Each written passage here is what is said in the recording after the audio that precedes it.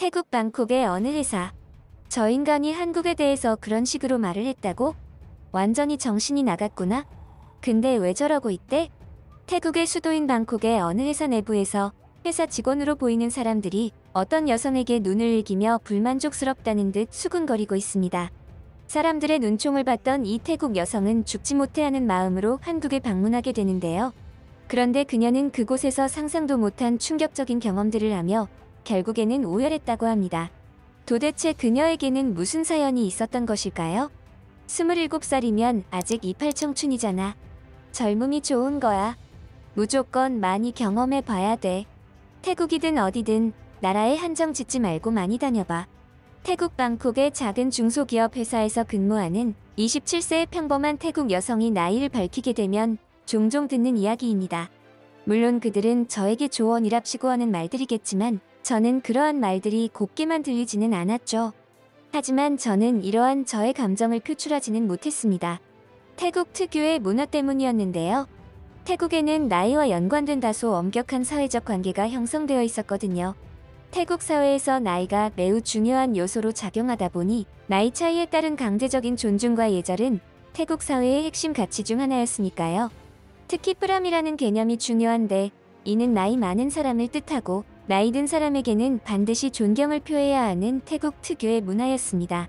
이것은 자연스럽게 회사 문화에도 적용되었는데요. 태국의 회사는 대기업이든 작은 구멍가게 같은 중소기업이든 크기를 불문하고 위계질서와 상명하복이 기본으로 깔려 있었죠.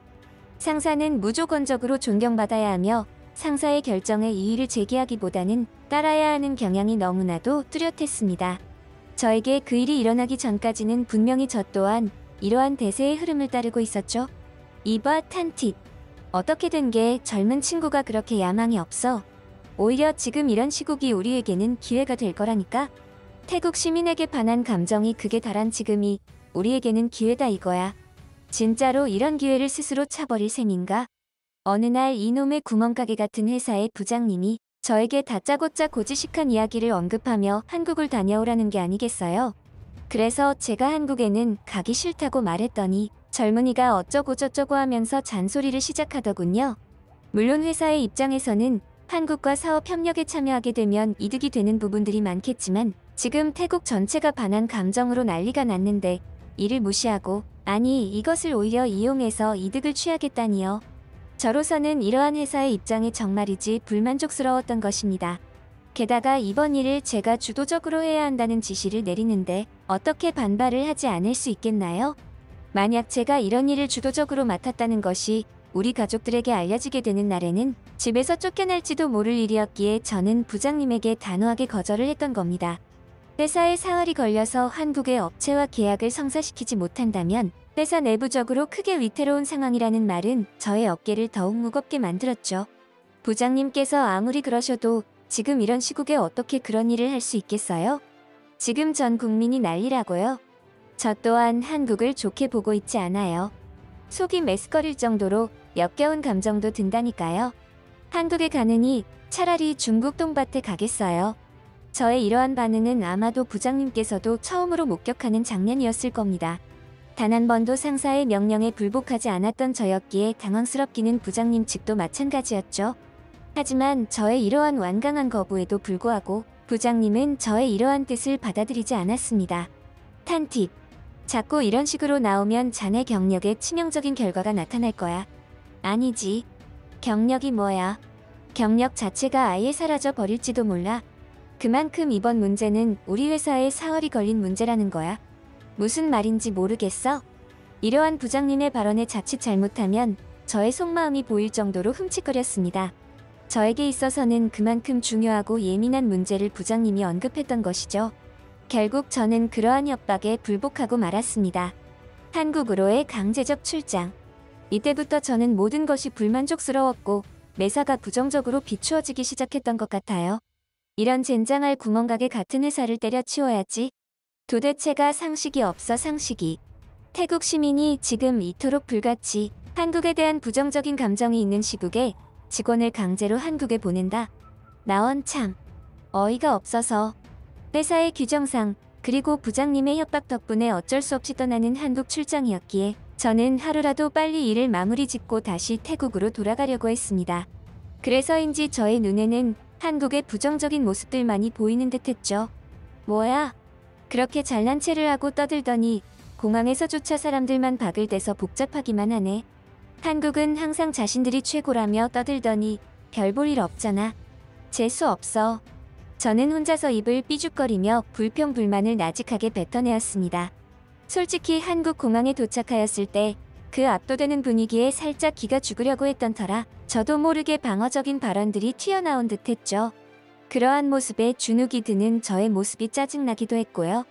자존심이 상했달까요? 한국의 인천이라는 이곳은 한국의 수도 서울도 아니었는데 이 정도의 모습을 하고 있다는 것에 조금씩 걱정이 들기도 했습니다.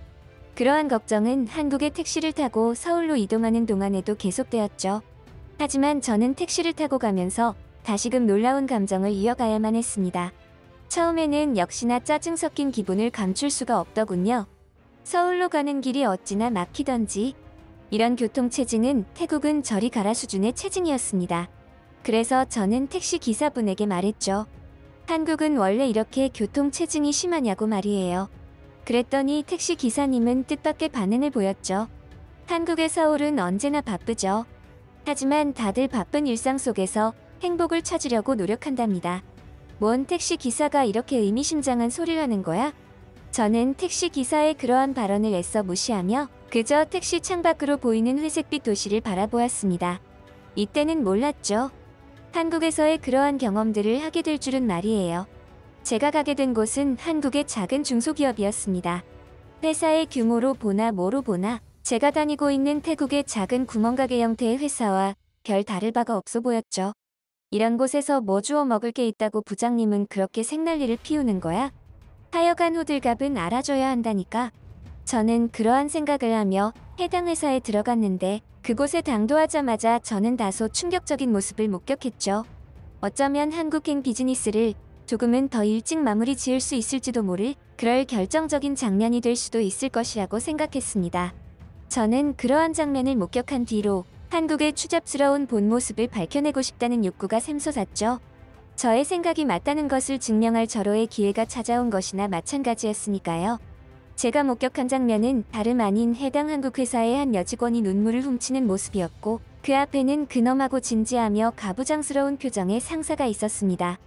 회사 생활 짬밥이 어느 정도 쳐다보니까 저는 이러한 장면만 보더라도 어떤 상황인지 대번에 알아챌 수 있는 능력이 있었습니다.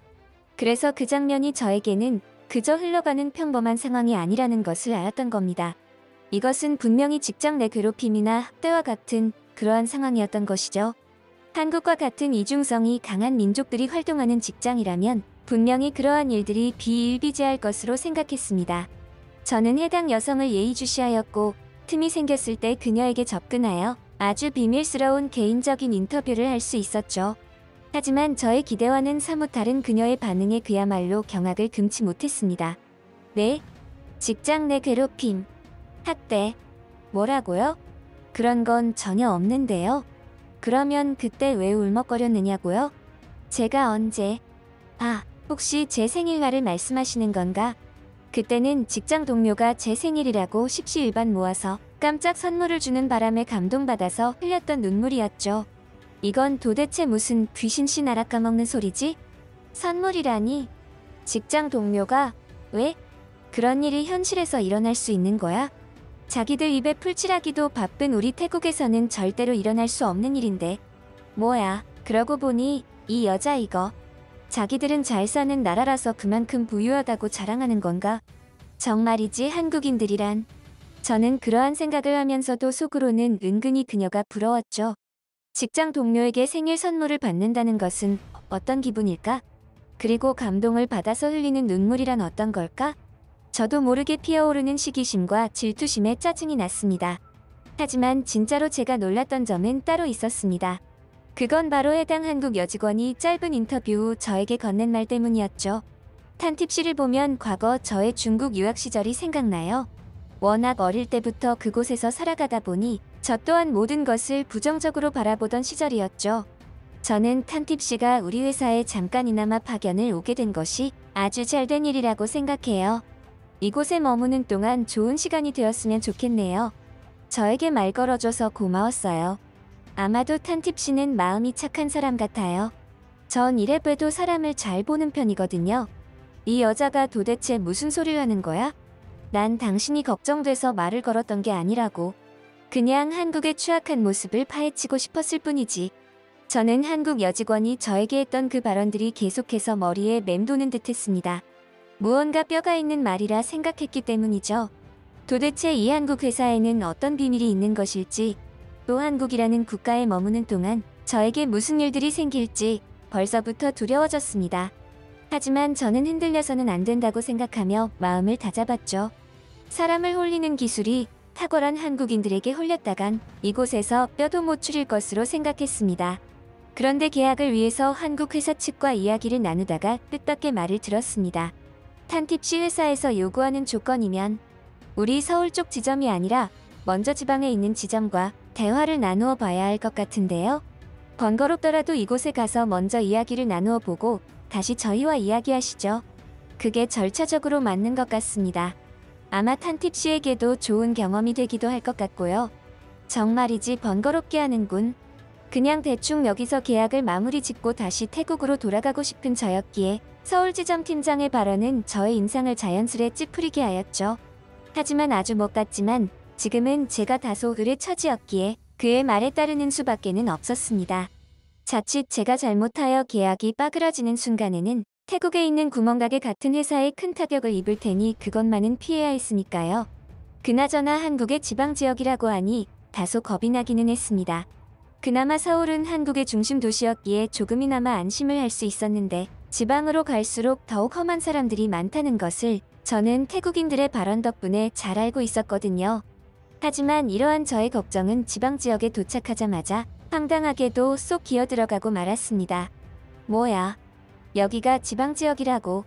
도대체 중심 도시와 무슨 차이야? 한국의 지방지역 소도시에 도착한 저는 과거 중국으로 출장을 갔을 때를 생각했기에 더욱 놀라 자빠질 뻔했습니다. 중국 출장에서의 그 지방지역은 그야말로 깡촌 중의 깡촌이었고 태국만도 못한 가난한 지푸라기 흙집들이 즐비한 곳이었죠. 게다가 그곳의 사람들은 요즘에는 태국 사람들조차 보기 힘든 기아가 팽배한 곳이었습니다. 그런 곳이 실존한다는 사실에 놀랐죠. 하지만 지금 제가 바라보고 있는 이곳은 서울보다는 덜 복잡했지만 언뜻 봐서는 큰 차이도 없을 정도의 모든 인프라가 갖추어져 있는 도심의 모습이 그대로 보였습니다. 솔직히 말해서 중국처럼 빈부의 격차가 극도로 심하여 기아에 허덕이는 한국의 시민을 기대했던 저였기에 큰 충격을 받았죠. 이곳의 시민은 분명히 지방지역의 시민임에도 불구하고 서울의 시민과 별반 다를 것 없는 모습들이었습니다. 충분히 바쁜 모습, 그리고 충분히 여유 있는 모습들도 보였죠. 하지만 저는 오히려 이러한 모습이 너무나도 이질적이어서 도리어 이 모습들이 이중적인 한국의 모습을 여실히 나타내는 것으로 생각했습니다.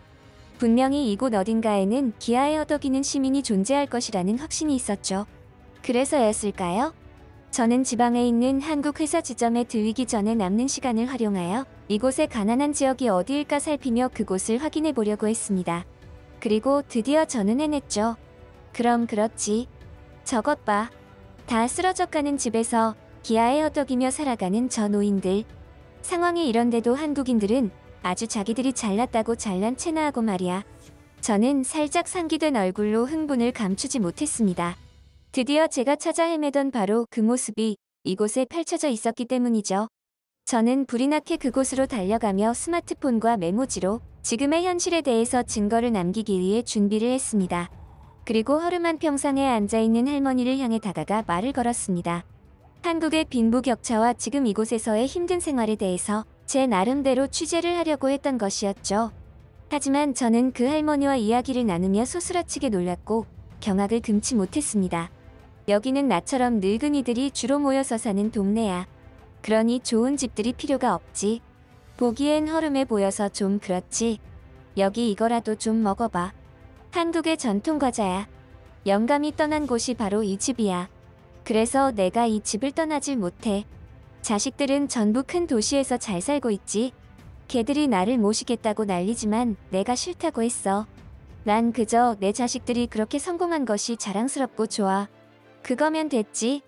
이 나이 먹어서 도시에서 답답하게 살아가느니 차라리 공기 좋고 물 좋은 이런 곳에서 가볍게 농사일이나 하며 지내는 게 난 좋아. 태국 처녀도 나중에 내 나이가 되면 아마 이해할 거야. 그런데 한국에는 놀러 온 거야? 밥은 먹었어? 안 먹었으면 들어와. 이 할미랑 밥이나 먹고 가. 한국에서 처음 만난 이 할머니와 이야기를 나누자 아주 기묘한 감정이 들기 시작했고 급기야 눈물을 훔치고 말았죠. 아직도 저는 그 눈물이 왜 흘렀는지 잘 알지 못합니다. 하지만 무언가 제 가슴 속에서 따뜻함이 흘러나왔다는 것만 알았죠. 왜 한국인들은 나 같은 외국인에게도 이렇게 친절하지? 처음에는 이중적인 모습들만 가득한 한국인들이 정말이지 싫다는 감정이 컸는데 시간이 지날수록 그런 생각에 금이 가고 있다는 것이 너무나도 혼란스러웠습니다. 그 혼란은 한국의 할머니를 만남과 동시에 극에 달했죠. 나도 나이가 들어서 저 나이가 된다면 저렇게 행동할 수 있을까? 라는 생각도 들었고요. 제가 보기에 한국 할머니의 삶은 분명히 어려워 보였지만 그녀는 자신을 희생하며 가족을 돕고자 하는 강력한 사랑을 품고 있다는 것이 느껴져서 뭉클했죠. 그렇게 저는 지방지점에서 무사히 협상을 마치고 다시금 서울 본점으로 돌아왔습니다. 이제는 출장의 막바지에 접어들었던 시점이었죠. 이때는 한국의 이중적인 모습들과 역겨운 모습들, 그리고 부정적인 모습들을 밝혀내어 우리 회사와 태국 시민에게 알리려는 저의 열정이 많이 꺾인 상태였습니다. 거의 반 정도는 포기를 하고 있는 상태였죠. 아마도 지방지역에서 만난 할머니의 영향이 컸던 것 같습니다. 하지만 그러한 저의 다소 무료함은 얼마 지나지 않아서 하게 된 경험 때문에 완전히 스펙타클한 흥분의 도가니 그 자체를 느꼈습니다. 틴탑씨 태국에서 왔다고 했죠? 태국이면 무에타이의 본고장이잖아. 이야, 이거 틴탑씨한테 잘못 보였다가는 큰일 나겠는데요? 아, 그러고 보니 우리 일정에 한국 무술 관련 일정이 있지 않았나? 어때요? 틴탑씨도 같이 참관하시죠. 좋은 경험이 될 것 같은데. 서울지점의 부장님은 저에게 느닷없이 태국의 전통 무술인 무에타이를 언급하며 실없는 농담을 하더군요. 그러더니 한국의 무술과 관련하여 행사가 있는데 거기에 같이 참관하자고 제안을 했죠. 분위기상 제가 거절을 하게 되면 그것도 이상한 그림이 될 것 같아서 마지못해 승낙했죠. 사실 태국인들은 어린 시절부터 전통 무술인 무에타이를 조금씩은 배웁니다. 저 또한 마찬가지였고요. 자국의 무술이라고 해서 지켜세우는 것은 아니지만 워낙 우리 태국의 무에타이가 전 세계적으로 유명하니 몇 말씀을 드리자면 가히 세계 최강의 무술이라고 불릴 정도로 전 세계의 격투기 선수들조차 배우려고 안달이 난 무술이 바로 무에타이입니다. 그만큼 살상력이 강하기에 태국에서는 길거리에 거니는 시민조차도 함부로 시비를 걸지 말라는 말이 있을 정도이죠. 다들 어느 정도는 무에타이 능력을 갖추고 있으니까요. 심지어 여자들도요. 그런 저에게 무슨 자신감으로 한국의 전통 무술에 대해서 참관을 같이 하자는 건지 솔직히 코웃음이 번져 나왔습니다. 사실 그동안 포기하고 있었던 그 감정들이 다시금 샘솟아오르기 시작했죠. 이번에는 그 대상이 조금은 바뀌었지만 또 다른 면에서는 한국의 처참한 모습을 직접 볼 수 있을 것이라는 기대감도 있었습니다. 어쩌면 이 내용이 전혀 기대하지 않은 한국의 부정적인 모습들을 보여줄 절호의 기회라는 생각도 들었고요. 그러한 마음으로 한국의 전통 무술 경기장으로 들어선 저는 그야말로 실소를 터뜨리고 말았죠. 푹! 이게 다 뭐야? 태국 시장 바닥 같은 곳에서 무술 시합을 한다고? 어이가 없군. 저도 모르게 그러한 실소가 터져 나왔죠. 그도 그러게 이곳은 여느 체육관의 경기장 같은 모습은 전혀 없었고 그저 길바닥에서 자리를 깔아놓은 게 전부였으니까요. 그리고 그 주변으로 사람들이 둘러싼 채로 구경을 하고 있었죠. 그야말로 시장 바닥에서 개싸움을 한다고 생각하더라도 이상할 것이 전혀 없는 상황처럼 보였습니다. 하지만 그러한 가소로운 저의 생각은 그리 오랜 시간 지속되지는 못했죠. 이크, 에크. 괴상한 기합 소리와 함께 경기장에 서 있는 두 사람의 몸놀림을 보는 순간 저의 온몸은 소름이 쫙 끼치는 듯했습니다. 여태껏 보지 못한 경기장의 독특한 분위기며 기합 소리 그리고 그들의 몸놀림은 저를 놀라게 하기에 충분했죠. 하지만 그것 외에도 그곳에는 무언가 더 있었습니다. 태견이라는 전통적인 뿌리에서 느껴지는 묵직한 품격이라고 해야 할까요? 그리고 그 안에 깃든 예의와 존중이 바로 그것이었습니다. 경기장은 넓지 않았지만 관중의 열기는 그 어느 곳보다 뜨거웠습니다. 경기장 가운데는 깔끔하게 정리된 평면이었고 그곳에서 선수들은 두 발을 살짝 들어올리고 조심스럽게 몸을 움직이며 준비하고 있었죠. 무언가를 노리는 맹수의 움직임과도 같았습니다. 무에타이와도 사뭇 다른 분위기였죠. 그들의 손과 발은 그야말로 물처럼 유연하게 흐르듯 움직였지만 그 안에는 분명히 강력한 에너지가 느껴졌습니다. 저도 모르게 손을 불끈 쥐었고 그 속에는 흥건하게 땀이 젖어 있었죠. 언뜻 보아도 태견은 단순한 공격의 무술이 아니었습니다. 격투의 기술과 동시에 상대를 존중하는 예술적인 몸놀림을 담고 있었는데 세상에 이런 무술도 있었나? 싶은 느낌이 절로 들었죠. 헉! 저는 짧은 감탄사를 내뱉었는데 그것은 갑작스럽게 시작된 두 선수 간의 공방전 때문이었습니다. 두 선수는 서로의 눈을 마주보며 순간적으로 자세를 낮추고 발끝을 바짝 세웠죠. 그리고 양손을 가볍게 들고 서로의 움직임을 탐색하는가 싶더니 순식간에 공격과 방어가 이루어졌습니다. 태견의 시작은 마치 춤을 추는 듯한 유연한 흐름이었죠. 하지만 상대방의 틈을 노리는 날카로운 시선, 그리고 어느 순간 번개처럼 치고 들어가는 발차기는 눈으로 따라가기도 힘들었고 예상하기도 힘들었습니다. 발과 발이 공중에서 부딪히는 바로 그 순간. 그 충격은 가볍지 않았지만 두 선수는 흔들림 없이 곧바로 몸의 균형을 잡았죠. 이토록 숨막히는 접전은 본 적이 없었습니다. 하지만 그런 저조차도 이런 사달이 나버릴 줄은 예상치 못했죠. 점점 격렬해지던 경기는 선수들의 움직임을 더욱더 빠르고 강렬하게 만들었습니다. 그래서였을까요? 한 선수가 몸을 돌리며 낮은 발차기를 날리자 상대는 가볍게 몸을 띄워 피했습니다. 하지만 상대는 그것을 노린 듯 매와 같은 움직임으로 다음 공격을 날렸는데 해당 공격은 첫 번째 공격을 피한 선수의 시나리오에는 없는 듯했습니다. 해당 공격을 그대로 얼굴로 맞아버린 선수는 그 자리에서 실신을 해버리고 말았습니다. 저는 정말이지 저 선수가 죽었다고 확신을 했을 정도로 큰 충격을 받았다고 생각했습니다. 그래서 저는 너무나도 놀라서 두 주먹을 불끈 쥔 채로 저도 모르게 일어나버리고 말았죠. 완전히 해당 경기에 몰입한 상태였던 겁니다. 하지만 제가 진짜로 놀랐던 것은 그 이후에 일어난 장면들 때문이었죠. 저 한국인들, 도대체 뭐하는 거지? 설마. 선수 한 명이 쓰러지자 사람들은 재빠르게 쓰러진 선수를 돌보기 시작했는데 그것은 상대편 선수와 그의 코치진들도 예외는 아니었습니다. 사실 이러한 실신하는 상황들은 격투기를 하면서 종종 볼 수 있는 장면이기는 했지만 이처럼 상대 선수에게 존중과 존경, 그리고 배려와 걱정을 동시에 하는 경우는 드물었습니다. 부상을 입힌 선수는 즉시 그에게 달려가 도움의 손길을 내밀더군요. 의사들이 오기까지 상대의 상태를 확인하며 그를 도왔고 경기장에 있던 다른 선수들과 관객들까지 이 상황을 함께 염려하며 분위기는 긴장 속에서도 따뜻한 연대감으로 가득 차는 듯했습니다. 그렇게 실신하여 부상을 당한 선수는 들것에 실려 나갔지만 경기장은 아직도 무거운 침묵 속에서 그를 응원하는 함성이 울려 퍼졌습니다. 저는 이러한 장면들 속에서 무언가 굉장한 부러움과 열등감 같은 감정을 느꼈습니다.